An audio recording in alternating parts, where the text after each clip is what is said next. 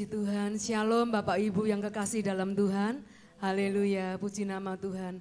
Pada pagi hari ini kita bersama-sama datang kepada Tuhan. Hanya Dialah pengharapan saudara dan saya. Bahwa janji firman-Nya akan kita pegang teguh. Sekalipun kita melewati segala cobaan, tetapi kita tetap percaya bahwa Tuhan Yesus adalah penolong saudara dan saya. Haleluya. Haleluya Yesus. Oh Yesus. Haleluya. Haleluya. Haleluya. Yesus. Haleluya.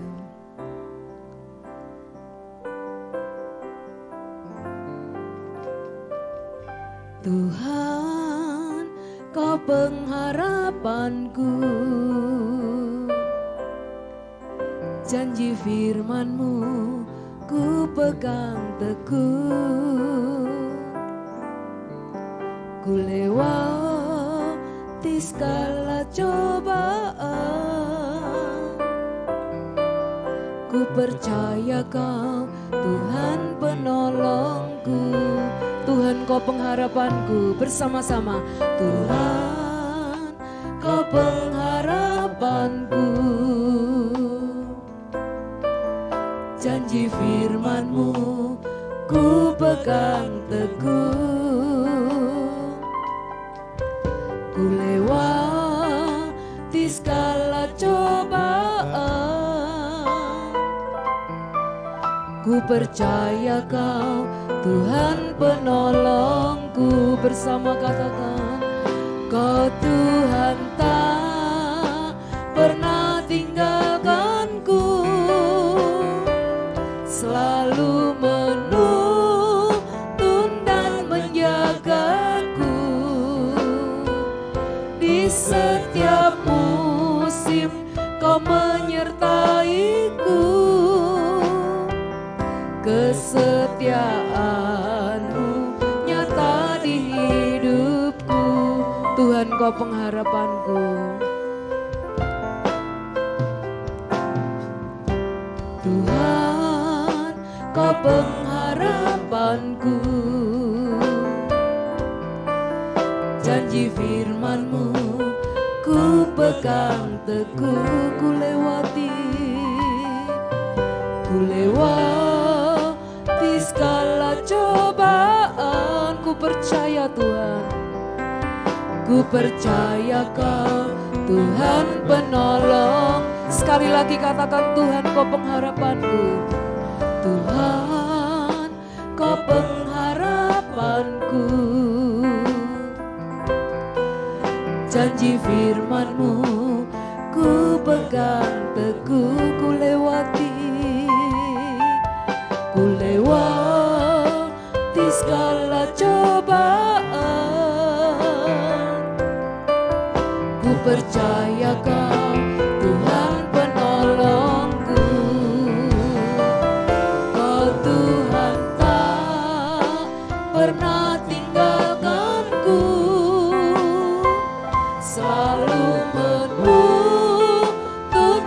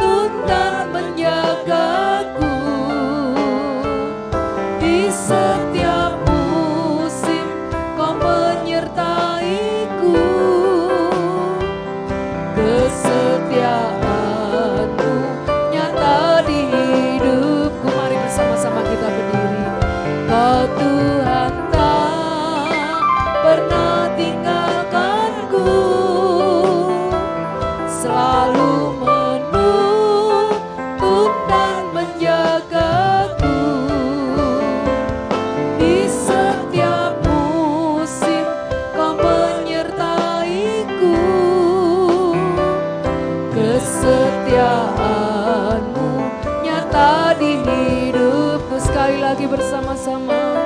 Kau Tuhan tak pernah tinggalkanku, percayalah, selalu menuntun dan menjagaku. Amin, haleluya. Di setiap musim Kau menyertaiku, kesetiaan-Mu nyata di hidupku. Kau Tuhan, Kau Tuhan tak pernah tinggalkanku, selalu menuntun dan menjagaku. Di setiap musim Kau menyertaiku, kesetiaan-Mu nyata di hidupku. Kesetiaan-Mu, kesetiaan-Mu nyata di hidupku. Kesetiaan-Mu, kesetiaan-Mu nyata di hidupku. Kesetiaan Tuhan nyata di dalam hidup kami. Sungguh kami merasakan kasih dan kesetiaan-Mu yang melebihi segalanya. Terima kasih Tuhan, haleluya. Terima kasih oh Tuhan, Yesus Allah kami.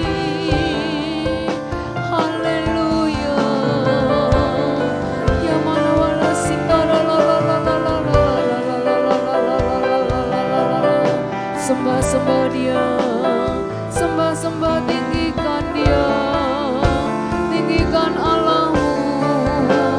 Haleluya, haleluya. Terima kasih. Ya mana wala singgah la la la la la la la la la. Haleluya, haleluya.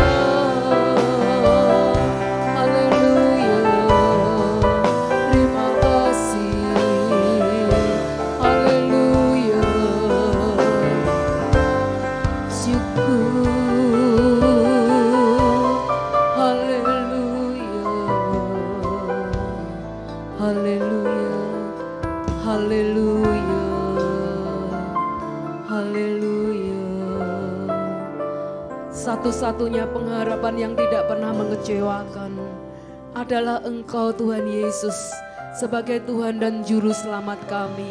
Janji firman-Mu akan kami pegang teguh sekalipun kami harus melewati segala cobaan. Tapi kami percaya bahwa hanya Engkau satu-satunya yang dapat menolong kami. Terima kasih Tuhan, terima kasih. Pagi ini kami akan memuliakan Engkau. Kami akan mengagungkan, meninggikan Engkau Allah kami yang hidup. Haleluya. Terima kasih Tuhan, terima kasih. Di dalam nama Tuhan Yesus yang percaya katakan amin. Tetap berdiri saudara, kita katakan terlalu besar untuk dipahami. Haleluya. Besar cintanya bagi kami semua. Haleluya.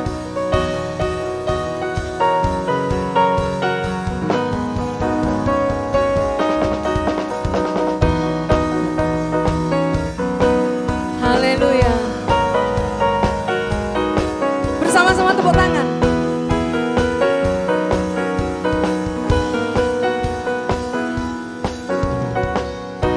Terlalu besar untuk dipahami, besar cintanya bagiku, sangat mustahil untuk diselami. Hebat kuasanya bagiku, cintanya besar, kasihnya lebar, kuasanya besar bagiku. Cintanya besar, kasihnya lebar, Dia maha besar bagiku. Ku dicintai, dianugerahi, Dia lampaui segala angka. Ku dicintai,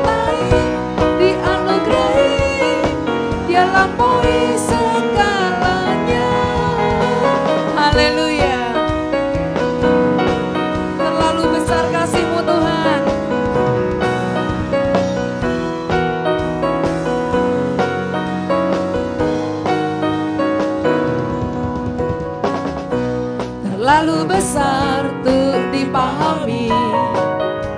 Besar cintanya bagiku, sangat mustahil untuk diselami. Haleluya. Hebat kuasanya bagiku, cintanya besar, kasihnya lebar, kuasanya besar bagiku. Bersama-sama, cintanya besar, kasihnya lebar, yang maha besar bagiku. Ku dicintai, dianugerahi, dia lampaui segala angka. Ku dicintai, dianugerahi, dia lampaui segalanya. Ku dicintai, dianugerahi, dia lampaui segala angka. Ku dicintai, dianugerahi, dia lampaui segalanya.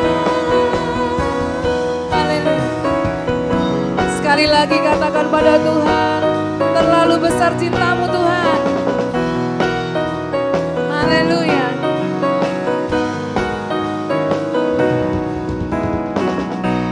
Terlalu besar untuk dipahami, cintanya besar bagiku, sangat mustahil untuk diselami. Hebat kuasanya bagiku, cintanya besar, kasihnya lebar, yang maha besar bagiku. Cintanya besar, kasihnya lebar, dia maha besar bagiku. Ku dicintai, dianugerahi, dia lampaui segala angka. Ku dicintai, dianugerahi, dia lampaui segala. Ku dicintai, cintai, dianugerahi, dia lampaui segala angka.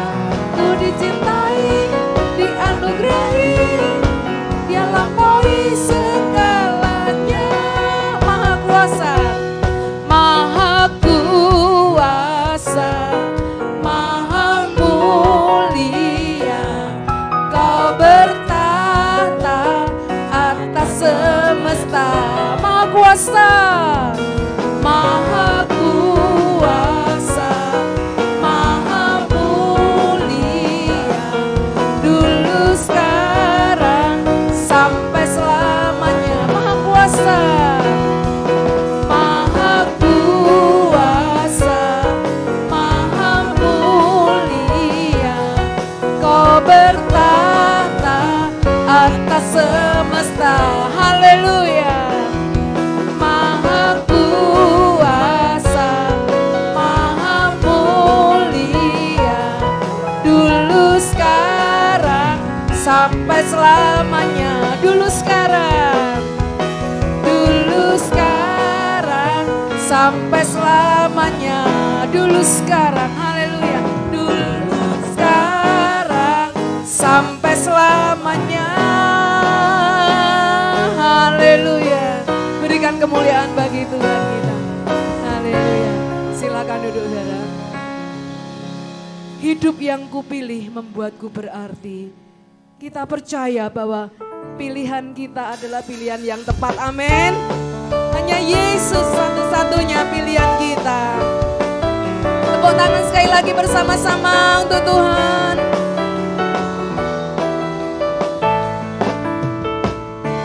Hidup yang kupilih membuatku berarti, karena Yesus Tuhan tempatku percaya dan berharap. Ku buka mataku, lihat sekelilingku, ku harus nyatakan kebenarannya yang membebaskan. Karena kuasa-Mu, karena kehebatanmu, ku dapat lakukan perkara besar yang Engkau janjikan. Yesus, Kaulah sahabatku. Yesus, Kau yang akan selalu berada di sisiku. Kau sumber kuatku. Yesus, Kaulah sahabatku. Yesus, Kau yang tak pernah jemu-jemu sisiku, Kau sumber kuatku. Haleluya. Sekali lagi kita katakan pada Tuhan, hidup yang kupilih, hidup yang kupilih membuatku berarti. Karena Yesus Tuhan, tempatku percaya dan berharap. Ku buka mataku, lihat sekelilingku. Ku harus nyatakan kebenarannya yang membebaskan. Karena kuasa-Mu, karena kehebatan-Mu, ku dapat lakukan perkara besar yang Engkau janjikan. Yesus, Kaulah sahabatku. Yesus, Kau yang akan selalu berada di sisiku. Kau sumber kuatku. Yesus, Kaulah sahabatku. Yesus, Kau yang tak pernah jemu-jemu di sisiku. Kau sumber kuatku. Yesus, Kaulah sahabatku. Yesus, Kau yang akan selalu berada di sisiku. Kau sumber kuatku. Yesus, Kaulah sahabatku. Yesus, Kau yang tak pernah jemu-jemu di sisiku. Kau sumber kuatku. Haleluya. Haleluya. Yesus, hanya Engkau sumber kuat kami Tuhan. Kami percaya. Haleluya. Engkaulah kekuatan kami yang luar biasa. Berikan kemuliaan bagi Tuhan sekali lagi. Haleluya. Haleluya. Terima kasih Tuhan. Bapa, peganglah tangan kami Tuhan.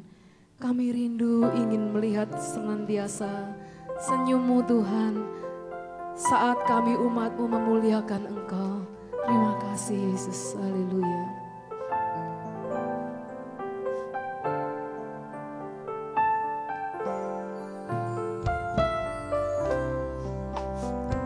Bapa, pegang tanganku. Bapa, pegang tanganku. Mari bersama-sama kita berdiri. Bapa, ku rindu selalu berada dekat-Mu, melihat senyum-Mu. Bapa, ku mengasihi-Mu. Bapa, pegang tangan kami Tuhan. Pegang tanganku. Haleluya Yesus. Bapa, ku rindu selalu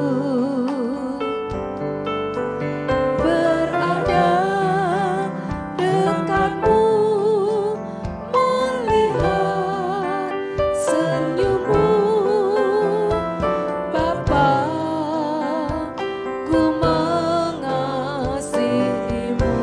rasakan hadirat-Nya pada saat ini. Tuhan ada. Hadirat-Mu, hadirat-Mu membawa kesembuhan bagiku. Hadirat-Mu, hadirat-Mu,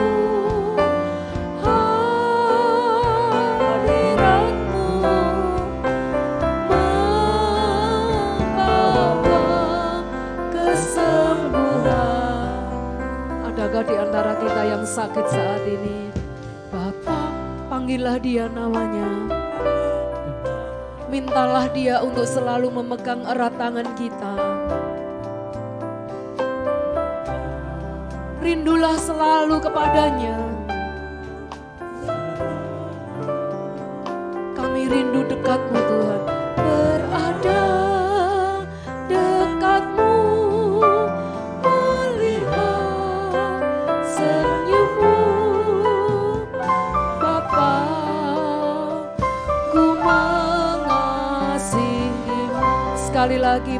Pujilah nama Dia. Bapa, oh Bapa, pegang tanganku. Inilah umat-Mu yang rindu selalu kepadamu Tuhan. Bapa, ku rindu selalu berada dekat-Mu, melihat senyum-Mu.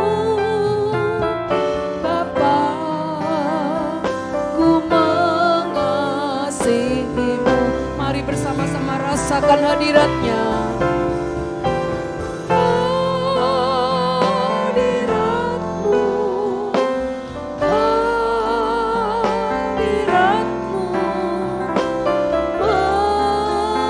Percayalah Tuhan akan menyembuhkan saudara dan saya. Bagiku hadirat-Mu, hadirat-Mu, hadirat-Mu membawa kesembuhan. Hadirat-Mu Tuhan.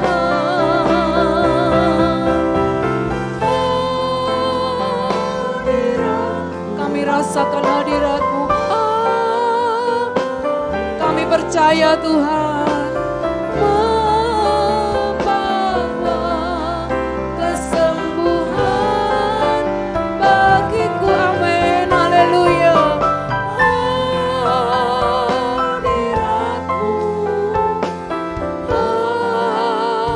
Hadirat-Mu, hadirat-Mu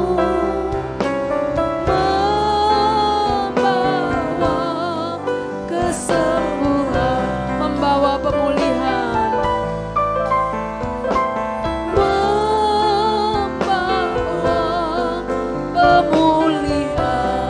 membawa kesembuhan, membawa kesembuhan. Mari sekali lagi kita sembah Dia, sembahlah Dia. Hadirat-Mu Tuhan, jika Engkau ada di sini, Engkau yang memulihkan hidup kami, dan kami percaya kami yang sakit disembuhkan, mujizat-Mu terjadi. Terima kasih, kesembuhan, kekuatan yang baru. Oh Yesus, terima kasih, terima kasih. Ya mana-mana singgara, mana-mana singgara, nana-nana singgara, singgara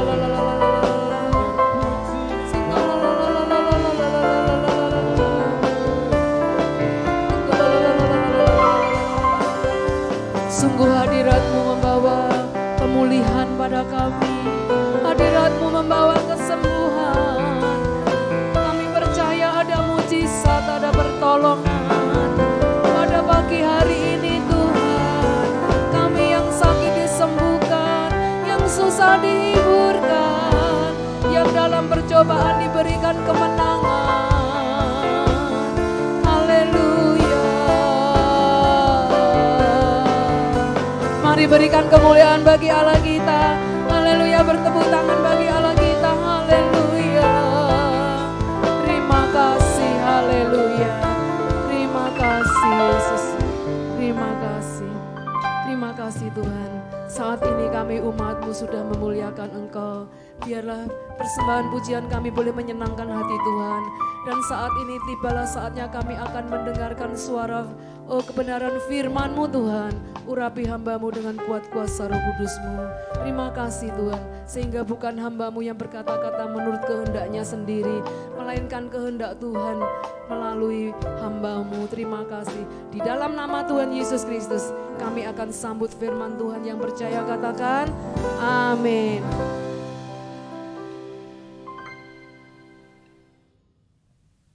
Shalom. Puji Tuhan saudaraku, berikan kemuliaan sekali lagi bagi Yesus supaya kita semangat pada pagi hari ini untuk kita belajar bersama-sama kebenaran firman Tuhan. Saudara, pagi hari ini saya akan mengangkat sebuah tema membentuk generasi yang tangguh. Membentuk generasi muda yang tangguh. Membentuk kekristenan yang tangguh. Saya mau disclaimer dulu, saya beritahukan bahwa pada pagi hari ini kita mau belajar bersama-sama tentang tema ini, saudara. Nah, saudara yang dikasihi Tuhan, mengapa kita harus memiliki karakter generasi yang tangguh? Mengapa? Jawabannya adalah karena pada zaman yang akhir ini, saudara, kehidupan di segala bidang semakin kompleks dan tantangan-tantangan kehidupan ke depan semakin berat, saudara-saudara. Nah, oleh sebab itu kita perlu membentuk diri kita secara pribadi, membentuk kekristenan, membentuk kehidupan orang percaya, kehidupan kita sebagai orang-orang pengikut Kristus menjadi sebuah generasi yang tangguh. Nah, kalau di situ sebutkan generasi muda, saya tidak ingin berbicara membatasi tentang hanya kaum muda saja. Tetapi saya ingin berbicara bahwa generasi ini berbicara tentang kehidupan kekristenan di masa depan mesti tangguh, saudara. Mengapa? Tantangan zaman semakin kompleks di segala bidang. Saudara-saudara, di dalam pekerjaan saja, saya percaya sudah bekerja. Dan kalau ditanya mesti lebih enak yang dulu daripada sekarang. Dan itu sebuah fakta dan kenyataan, memang demikianlah keadaan dunia ini. Semakin maju ke depan, semakin berat tantangan kita. Dan itulah sebabnya kita perlu membentuk diri kita secara pribadi, kekristenan kita secara pribadi, apalagi kaum muda, mesti dipersiapkan menjadi generasi yang tangguh di masa depan. Haleluya. Saudara, di dalam pekerjaan kita banyak melihat banyak PHK terjadi di mana-mana. Mengapa, saudaraku? Mungkin karena persyaratan secara SDM pekerja-pekerja itu tidak memenuhi persyaratan perusahaan itu sehingga harus di PHK. Atau mungkin faktor lain, terjadi PHK besar-besaran karena faktor politik di dalam negeri. Ya, banyak faktor, tetapi kita mau berbicara bahwa kita mesti menjadi generasi yang tangguh. Di dalam rumah tangga, saudara. Di dalam rumah tangga, kalau dulu orang bisa punya anak 9, 11 gak ada masalah. Tapi sekarang sudah 2, 3, satu saja sudah cukup. Karena apa? Tantangan yang sudah berat ke depan, sehingga kita mesti membentuk diri, menyesuaikan keadaan zaman ini. Jadi kita tidak bisa samakan generasi dulu dengan generasi sekarang, karena memang berbeda. Belum lagi pendidikan, biaya pendidikan semakin tinggi. Kalau dulu, saudaraku, sangat murah, bisa sekolah di pinggir rumah, ada sekolahan kita bisa. Waktu zaman saya sendiri, saya sekolah di belakang rumah, ada sekolahan, saudara. Nah, tapi sekarang sudah beda. Nilai pendidikan semakin tinggi, saudaraku. Belum lagi pemerintah. Pemerintahan ini, saudaraku, kita tidak tahu di arah kemana. Saudaraku, kita tidak jelas masa depan kita seperti apa. Oleh sebab itu kita perlu mempersiapkan saudara dan saya, kekristenan khususnya, menjadi kekristenan yang tangguh. Saudara, baru waktu saya tadi berangkat ke sini, saudaraku, hampir saya mikir, waduh telat ini. Kenapa? Mungkin bisa dikatakan hampir ribuan orang. Sepeda motoran, hitam-hitam semua, kesannya menakutkan. Demo, tidak tahu demo, entah ada acara apa, ke arah selatan. Saya lewat perpapasan, waduh ini alamat sudah gak bisa jalan, macet ini. Tapi puji Tuhan, terarah hanya di samping saja, yang sebelah ini harus minggir, saya kasih sein 2 lampu mur gitu pelan-pelan. Kalau terjadi apa-apa, gak bisa jadi ke gereja, saudara. Situasinya seperti itu, keadaannya, saudara. Menakutkan. Pakai hitam-hitam, pakai sini semua, ini. Pokoknya menakutkan. Belum lagi saudara dengar berita, bukan? Di Surabaya katanya akan ada demo, saudaraku. besar-besaran akan dilumpuhkan selama seminggu. Loh, ini saudaraku. Ini generasi seperti apa yang kita akan lihat ke depan. Kalau saudara dan saya sebagai pribadi kekristenan tidak memiliki generasi yang tangguh, kehidupan yang tangguh untuk menghadapi masa depan itu. Amin.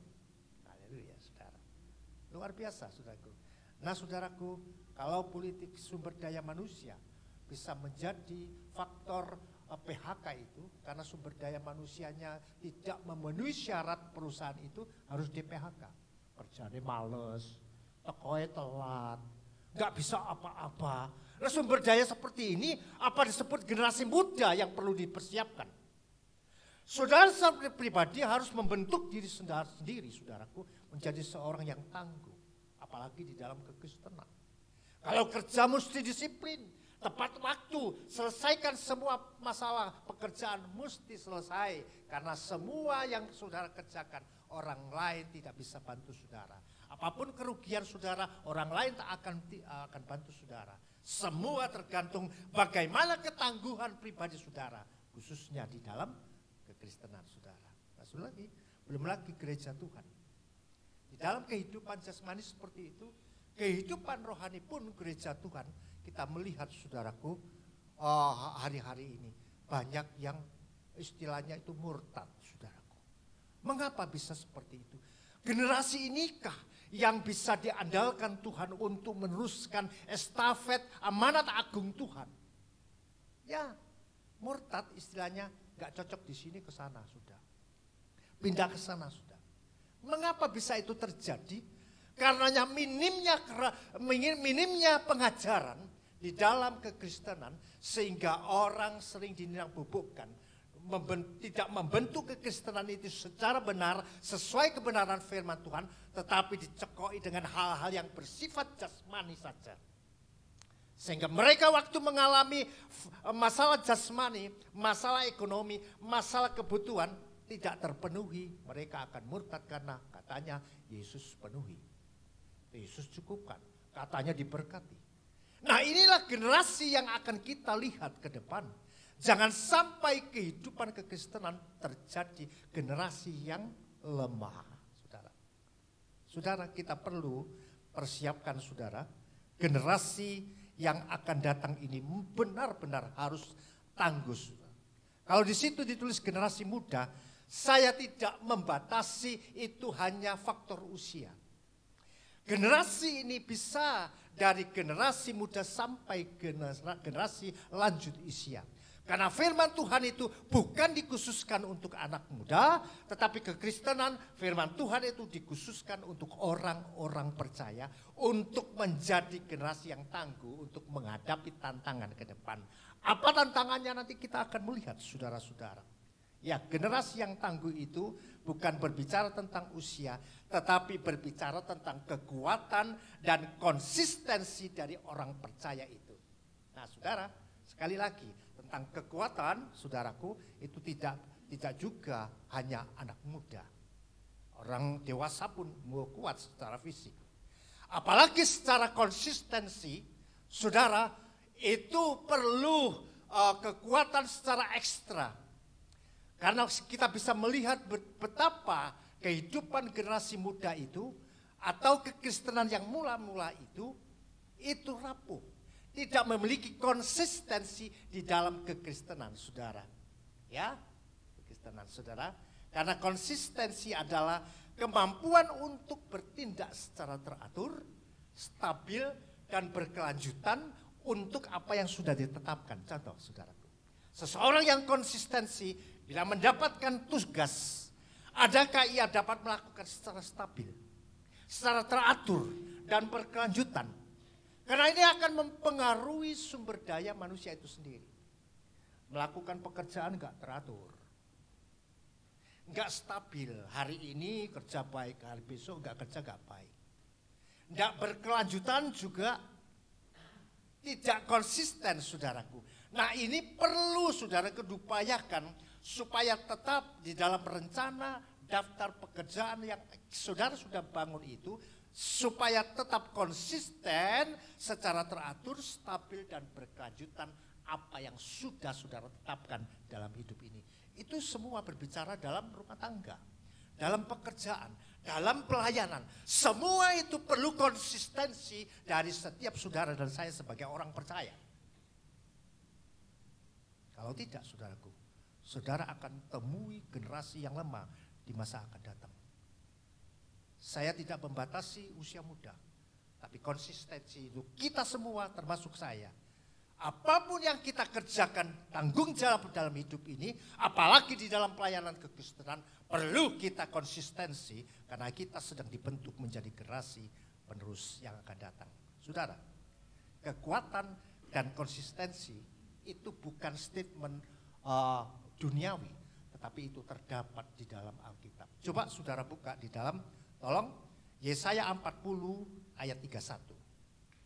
Yesaya 40 ayat 31 berkata seperti ini, saudaraku, tetapi orang-orang yang menanti-nantikan Tuhan mendapat kekuatan baru, mereka seumpama Raja Wali naik terbang dengan kekuatan sayapnya, mereka berlari dan tidak menjadi lesu, mereka berjalan dan tidak menjadi lemah. Saudara, memang tidak ada tertulis di situ tentang kekuatan dan konsistensi. Tetapi firman Allah ini sudah menggambarkan kepada saudara dan saya bahwa disinilah letak kekuatan dan konsistensi orang-orang percaya. Kalau judulnya saja orang muda, tetapi ini bukan.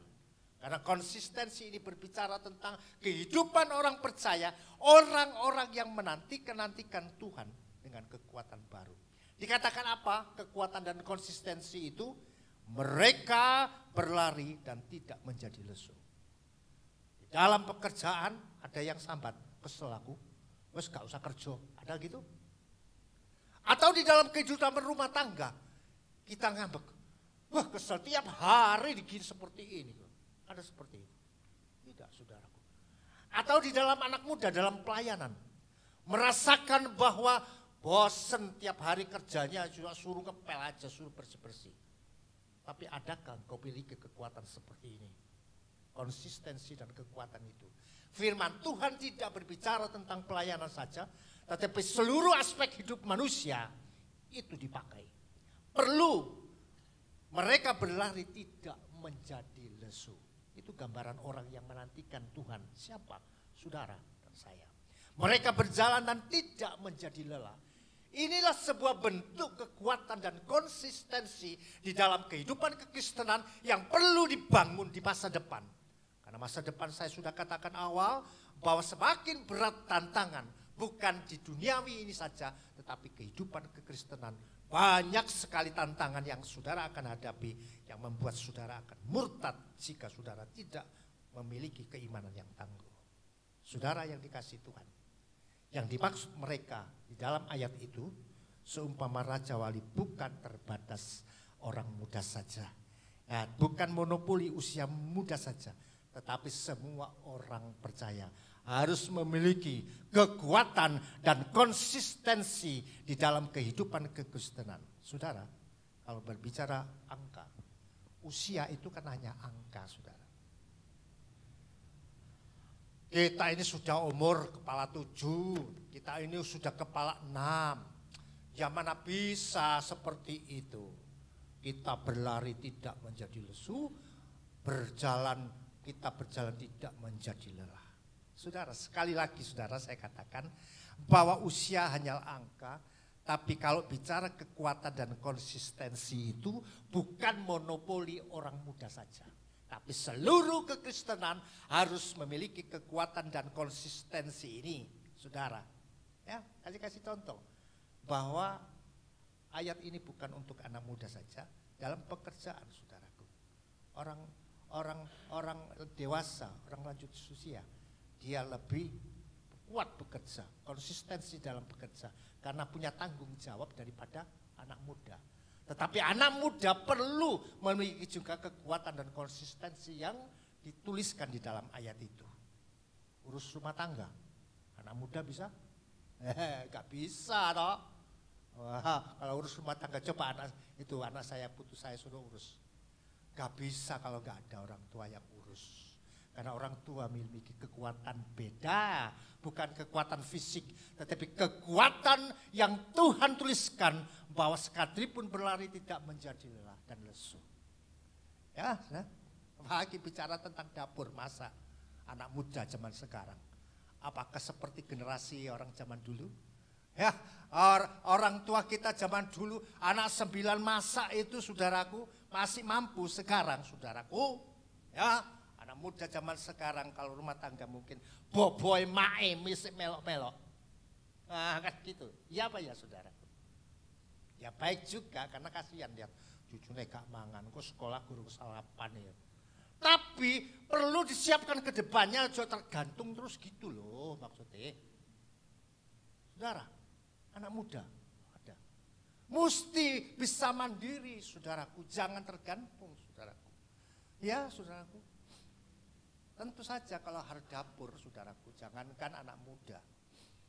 Ya, tapi puji Tuhan kalau ada anak muda yang bisa bantu orang tua luar biasa. Artinya saudaraku apalagi hal tanggung jawab, semua bukan monopoli generasi muda tetapi kekristenan secara khusus saudara dan saya mesti memiliki kekuatan dan konsistensi karena orang tua lebih punya pengalaman dalam hal itu. Amin, dalam kehidupan ini. Artinya saudara, maksudnya supaya generasi muda ini jangan loyo saudara. Kita lanjut saudaraku ya. Kita lanjut halaman yang kedua saudara. Generasi sekarang ini, ya oke. Generasi sekarang ini saudaraku, kita mendapatkan sebuah istilah generasi muda sekarang ini atau kekristenan saat ini disebut sebagai generasi stroberi. Itu ya, stroberi. Tahu toh? Strawberry tahu tak? Tahu gue. Ini pokoknya itu enak itu. Strawberry penuh kreativitas dan inovasi, saudaraku. Namun lembek dalam menghadapi tantangan sebagai anak-anak Allah, kita merindukan generasi penerus yang tangguh. Nah, maksudnya saya lagi-lagi saya katakan bukan hanya berbicara tentang generasi muda. Tapi khusus juga anak muda.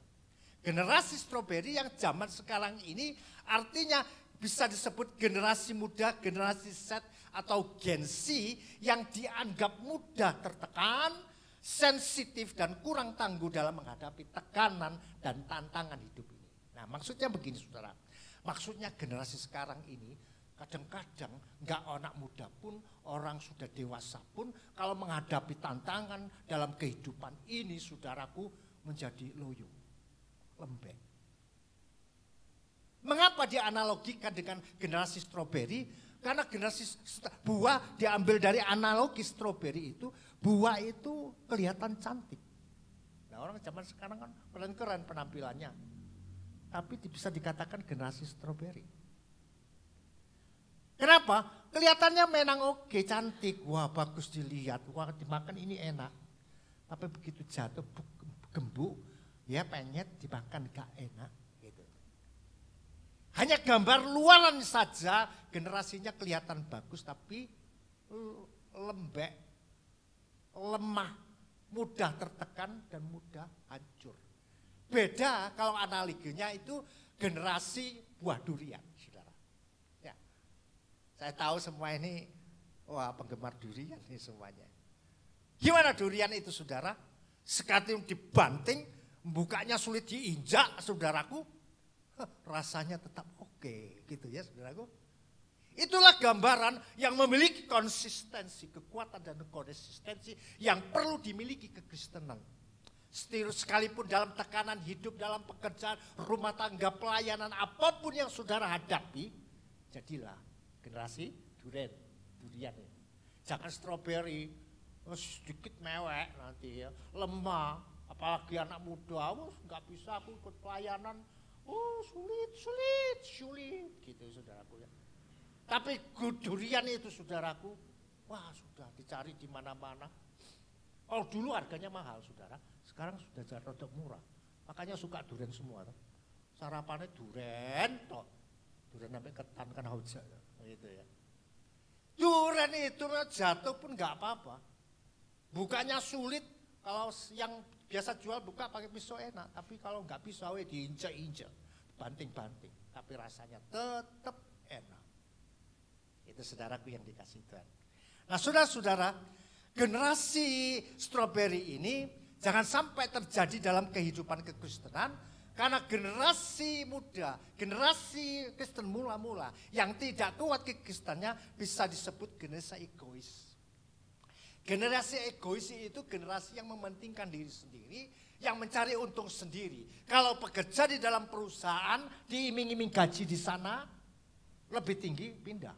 Nggak tahan, tidak memiliki loyalitas dalam kehidupannya generasi ini. Apalagi dalam pelayanan, nggak tahan. Apalagi saudara, generasi strawberry ini disebut diumpaman generasi malas. Tak mau kerja dan mau enak sendiri. Makanya banyak anak muda sekarang bekerja sering di PHK. Pelayan-pelayan Tuhan demikian juga, kalau bekerja gak dikode, ditong, dinteng, dikasih jadwal, kadang-kadang masih lewat. Nah kita mau belajar saudara. Kita mau jadi generasi yang tangguh dalam aspek semua. Enggak ngomong tentang pelayanan tok saudara, tapi kehidupan setiap hari saudara dalam rumah tangga dan pekerjaan, milikilah konsistensi dan kekuatan itu seperti burung Raja Wali itu. Amin. Saudara, belum lagi apa generasi boros. Ya, enggak seperti orang tua zaman dulu ngirit-ngirit, kalau sekarang siti-siti jajan gitu ya. Anak kecil mulai cilik sudah biasakan disangoni akeh sekolah. Dulu kita loh sampai minta-minta sama teman saudara.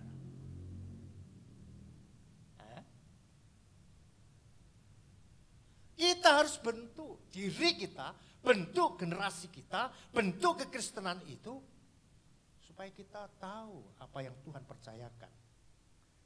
Belum lagi generasi manja katanya, mintanya dilayani terus dari pagi sampai sore, sekolah diterno, naik mobil, kurang enak piye kalau sekarang. Zaman dulu saya ngengkol saudara, tapi saya nggak minta saudara seperti itu, enggak. Tapi didiklah saudara menjadi generasi yang kuat dan kokoh di dalam kekristenan khususnya, supaya tidak tergantung kepada orang lain, tetapi kepada firman dan kebenarannya, membentuk dirinya sendiri menjadi generasi kekristenan yang kuat menghadapi masa depan. Generasi ngawang, ada istilahnya. Ngawang itu tiap hari lihat HP terus ngimpi-ngimpi itu gitu, apa anak muda. Kalau lihat di HP ini memang waduh, pengennya seperti itu gitu. Macam-macam lah. Sehingga lupa pekerja, nonton HP terus gitu saudaraku. Kenapa saudaraku? Di Cina. Di Cina saudara. Di Cina itu, Cina ini kan yang memproduk HP, tapi jadi korban anak remajanya. Ada anak remaja yang 3 tahun saudaraku nggak keluar kamar. Keluar paling makan, tidur lagi di HP. Keluar makan. Badannya sudah ada karuan kurus, nah kok gitu. Sampai apa? Sampai orang tuanya dilaporkan ke pemerintah, dipegang, dibawa oleh militer, dimasukkan di camp militer, didisiplin selama 3 bulan. Ekstrim disiplin secara militer, dibentuk. Jadi ada dampak baiknya HP itu kalau digunakan sebaik-baiknya, tapi ada dampak jeleknya untuk generasi muda yang ngawang. Jadi saudara, ya pakai HP itu, karena HP itu semua saudara bisa dapatkan pengetahuan di situ, saudara ya. Jangankan jauh-jauh di Cina, lihat di Jawa Barat itu loh, ada juga saya lihat anak muda 2 anak remaja, orang tuanya HP-an terus diminta itu marah, melawan sama orang tua, akhirnya dibawa ke rumah sakit jiwa, sudah ada kelainan jiwa. Tidak terbentuk kekuatan dan konsistensinya sebagai anak muda yang siap ditangguh di masa depan, tapi mereka sudah ngawang. Apakah seperti itu kekristenan? Ya saudaraku, kita lanjut saudaraku. Apa saudaraku yang perlu saudara pelajari dari Paulus yang mengajarkan kepada Titus di dalam kekristenan sebagai pelayan dan penerus generasi ini? Kita harus memberikan kepercayaan, saudara. Memberikan kepercayaan di dalam kehidupan kekristenan, baik di dalam rumah tangga maupun di dalam pekerjaan. Kalau kita tidak memberikan mulai estafet, memberikan pelayanan-pelayanan, apapun kondisi mereka, kemampuan sesuai kondisi mereka, saudaraku, mereka akan menjadi generasi yang tidak tahu arah kemana. Nah, dikatakan mesti kita memberi kepercayaan ya dalam kehidupan sosial kita, di dalam pekerjaan dan rumah tangga kita. Kekristenan diberi kepercayaan dan tanggung jawab sesuai kemampuan dan apa latar belakangnya. Coba dilihat di dalam 1 Timotius 1 ayat 12. 1 Timotius 1 ayat 12 berkata seperti ini, saudara. Apapun latar belakang dan yang dipercayakan dalam kehidupan kita, baik dalam rumah tangga maupun dalam pelayanan. 1 Timotius 1 ayat 12 berkata, aku bersyukur kepada Dia yang menguatkan aku, yaitu Kristus Yesus, Tuhan kita. Karena Ia menganggap aku setia dan mempercayakan pelayanan ini kepadaku. Siapa yang ngomongin, saudara? Ini adalah perkataan Paulus. Perkataan Paulus berkata dia bersyukur kepada Tuhan karena dia dipercaya sebuah pelayanan. Kalau kita melihat latar belakang daripada Paulus, siapa dia? Dia orang jahat, dia orang berdosa, dia penganiaya orang Kristen. Tetapi Tuhan tangkap dia. Artinya saudaraku, dalam kekristenan ini, saudara jangan membatasi diri, gak bisa aku bantu pekerjaan. Loh saudara, ini saudara sudah menjudge diri sendiri. Padahal di dalam pekerjaan Tuhan ini banyak yang dapat saudara ikut andil bagian. Bukan hanya yang di atas, di depan, di belakang pun itu banyak pelayanan yang bisa saudara ambil. Tanpa melihat latar belakang siapa saudara, tapi saudara kalau menginginkan sebuah pelayanan, saudara bisa berkata seperti ini, aku bersyukur kepada Dia yang menguatkan aku, yaitu Kristus Yesus Tuhan kita, karena yang menganggap aku Paulus dan mempercayakan Dia pelayanan sehingga Dia menjadi rasul, memberita Injil, penuh kuasa. Karena apa? Dia tidak melihat latar belakangnya dia, tapi dia mau pakai itu, saudaraku. Karena Tuhan memberikan kepercayaan kepada saudara dan saya, apapun itu. Saya tidak tahu, saudara yang tahu, saya pingin ini. Saya mau bantu, mau ini, mau itu. Nah, silakan. Karena pelayanan tidak terbatas di sini, saudaraku. Haleluya. Saudara yang dikasihi Tuhan, kalau kita lihat di ayat di dalam Titus pasal 5, ayat pasal 1 ayat 5 dikatakan bahwa pada waktu itu Titus diajak di pulau Kreta, dan Titus yang anak muda dalam kondisi muda ditinggalkan di pulau Kreta itu.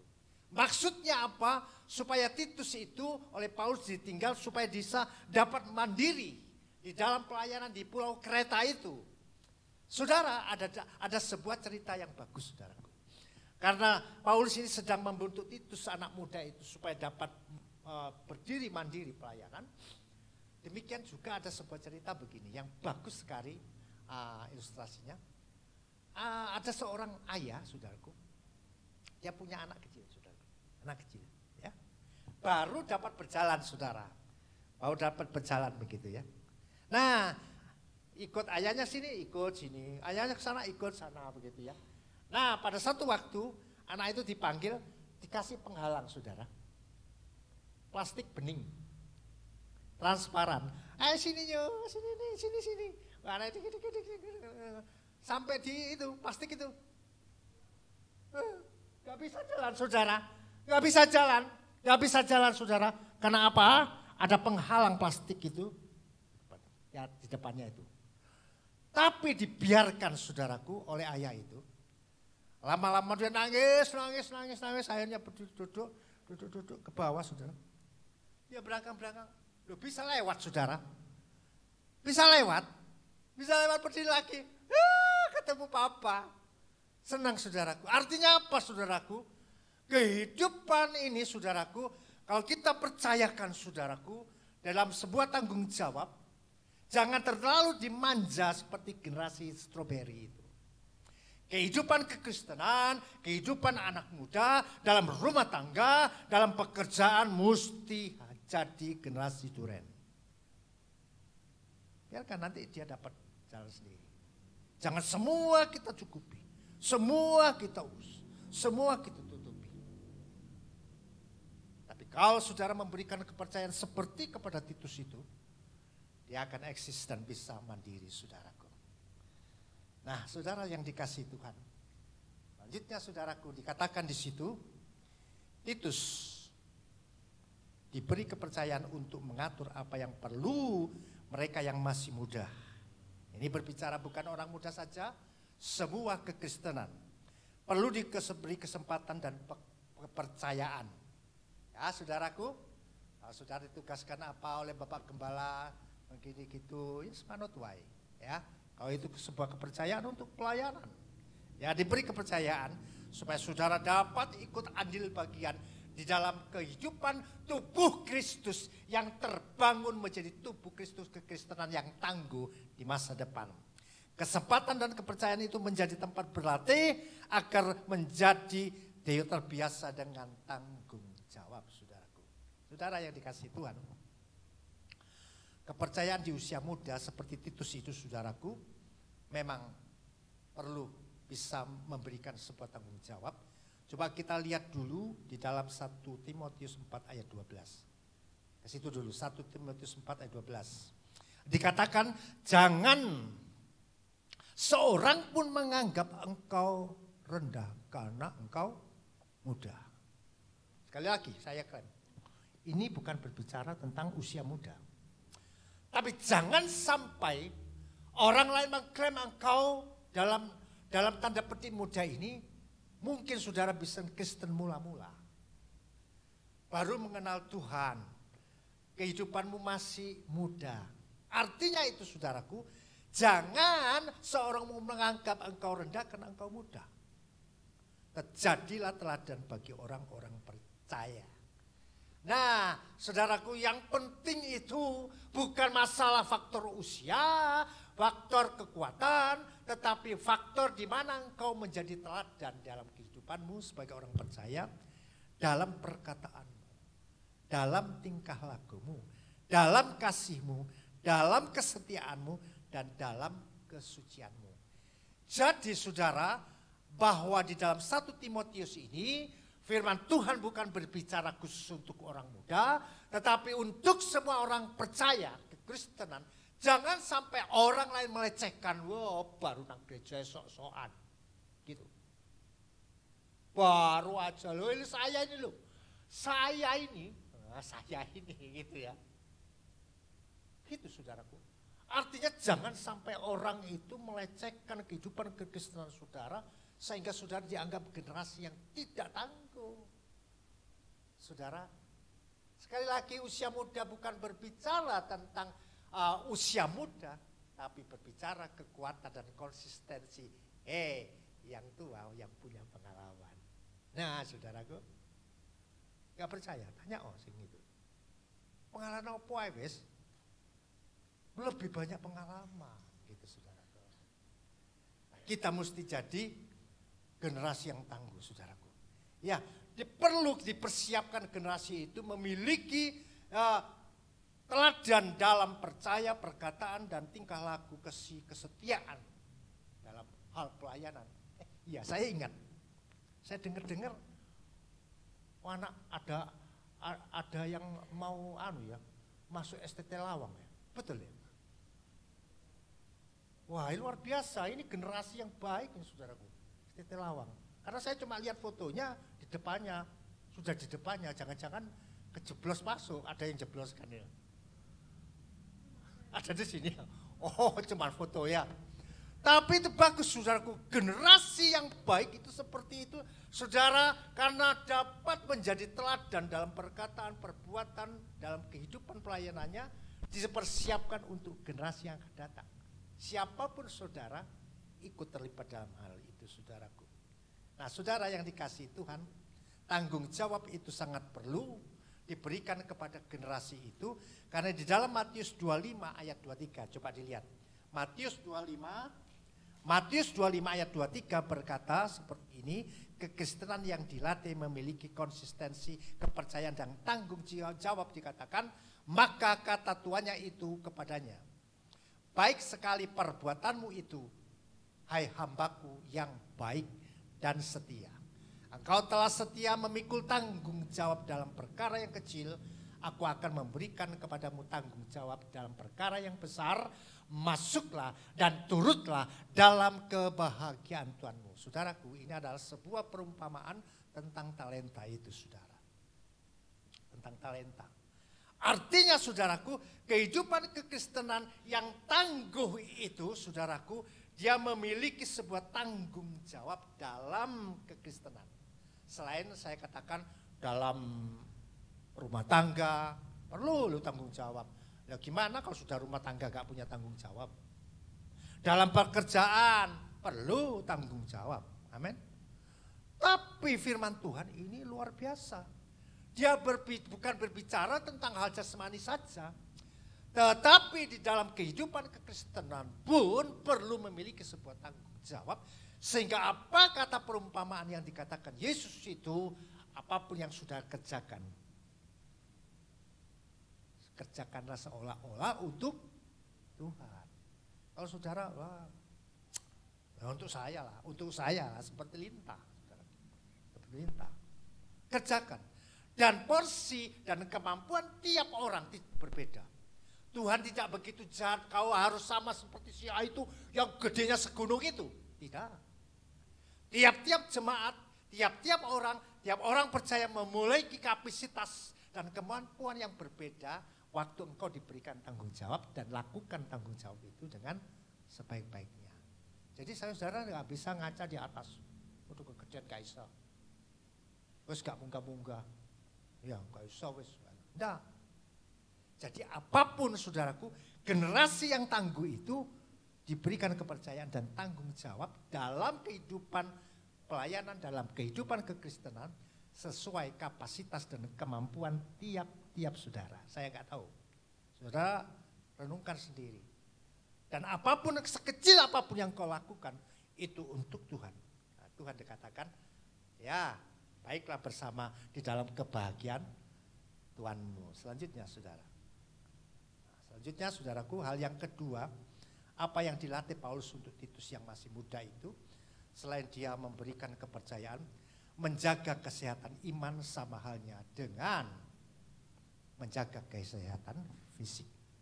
Yang kedua, untuk menjaga kekuatan dalam kekristenan ini, kekristenan yang tangguh, harus menjaga kesehatan iman. Mengapa demikian saudaraku? Karena kesehatan iman itu berkaitan dengan pengajaran-pengajaran yang hari-hari ini, saudaraku, banyak yang bisa didapati baik secara langsung maupun di medsos. Pengajaran-pengajaran yang dapat membuat imannya menjadi lemah. Oleh sebab itu kekristenan mesti menjaga kehidupan kesehatan iman. Mengapa? Karena kesehatan iman sama halnya dengan kesehatan fisik. Ya. Kalau kesehatan fisik saudara, perlu kita berlatih olahraga supaya fisik kita kuat. Makanya saudaraku, olahraga juga dilarang, ya saudaraku. Bukan untuk atlet-atlet saja, saudara yang sudah lanjut usia, sesuai kapasitas dan kemampuan. Ojo diam saja, ya. Entah itu cuma jalan. Ya, kalau puji Tuhan punya komunitas, jalan bareng. Baik itu saudara, kenapa? Untuk menjaga kestabilan, konsistensi, kekuatan dari fisik ini, kita perlu latihan olahraga. Kalau enggak saudaraku, lorong enggak bisa jadi generasi penerus. Masih muda seperti tadi yang saya katakan di Cina, sudah gerian, saudaraku, apa bisa jadi penerus? Karena apa? Enggak olahraga tapi nonton HP terus gitu. Nah, maksudnya seperti itu kesehatan fisik sama dengan kesehatan iman. Coba saudara, lihat 1 Timotius 4 ayat 8 dulu. 1 Timotius 4 ayat 8 dikata begini. Latihan badani terbatas gunanya. Nah, di sini. Artinya kehidupan generasi yang tangguh itu bukan satu sisi saja, tetapi jasmani dan rohani perlu diperhatikan. Kesehatan iman itu sangat perlu diperhatikan. Kalau fisik dikatakan di situ latihan badani terbatas gunanya. Lu terbatas loh Pak. Tapi kan anak gunanya, ada gunanya kan. Jangan sampai saudara gak olahragaan, ngitung duit itu olahraga loh, tangannya itu sulit gini.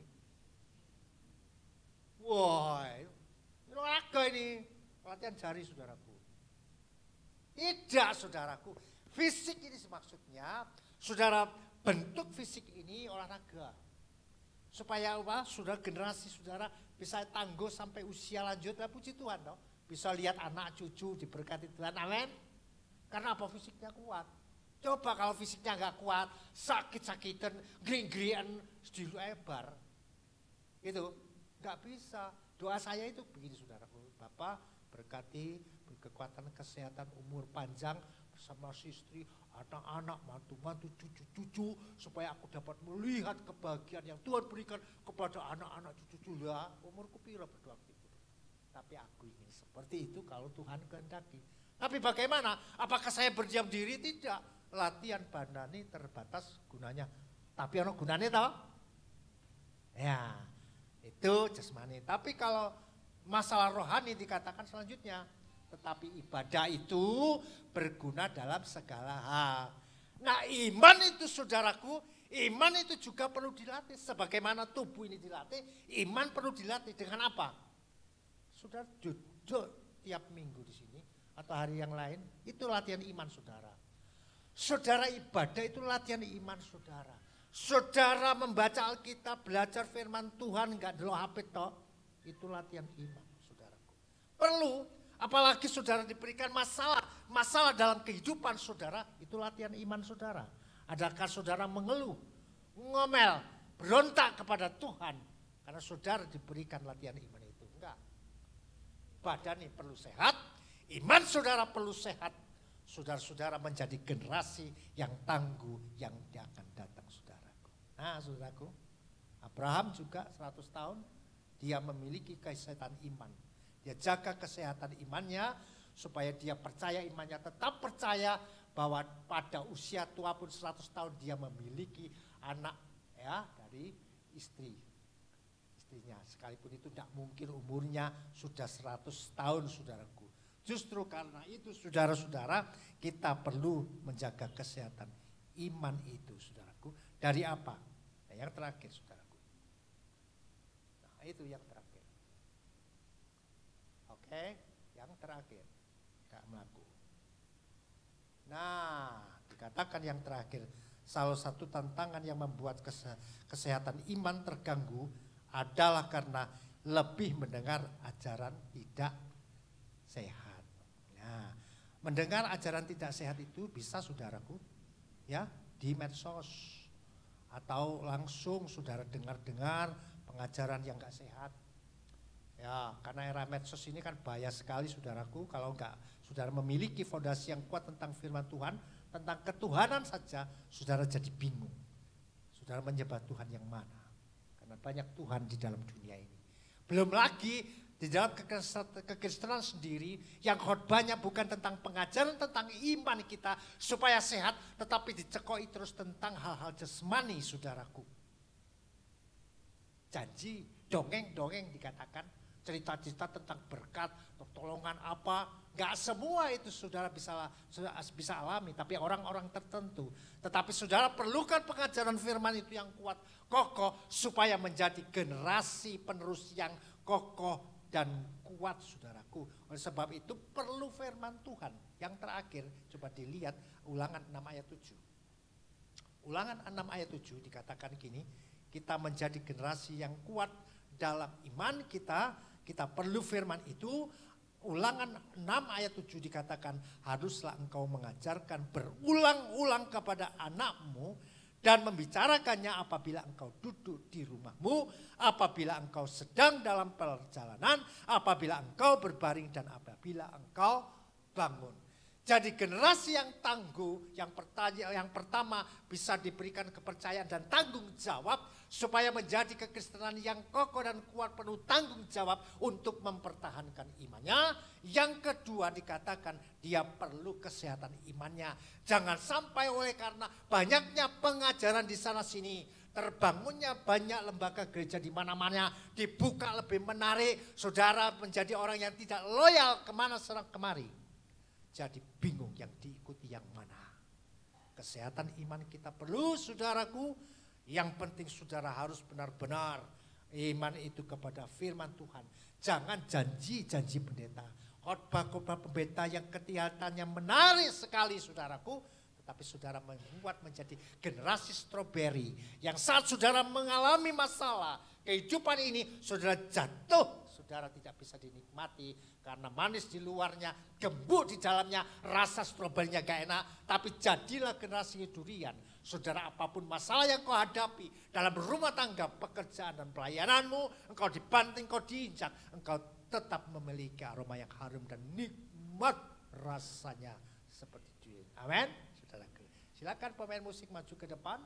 Saudara, oleh sebab itu siapapun saudara tidak terbatas hanya seperti apa kata daripada tema itu tentang generasi muda. Tetapi yang saya maksudkan adalah generasi kekristenan. Generasi orang percaya yang perlu tangguh menghadapi era zaman ini. Apapun yang sedang kau lakukan dalam rumah tangga, dalam pekerjaanmu, kehidupan sosialmu, jadilah generasi yang tangguh sesuai kebenaran firman-Nya. Bagaimana caranya supaya saudara dapat mempercayai tanggung jawab Tuhan berikan dalam rumah tangga dan pekerjaanmu dan juga kesehatan imanmu. Teruslah senantiasa beribadah kepada Tuhan karena saudara akan senantiasa menjadi generasi yang tangguh. Silakan pemain musik. Terima kasih saudaraku buat kebenaran firman Tuhan pada pagi hari ini. Kita akan nyanyikan satu pujian saudaraku. Seperti apa Raja Wali itu yang menggambarkan kekuatan yang baru.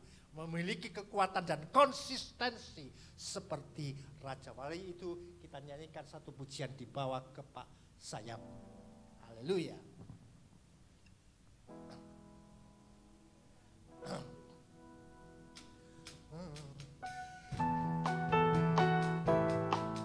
Mari saudaraku, pakai berdiri kita nyanyikan pujian.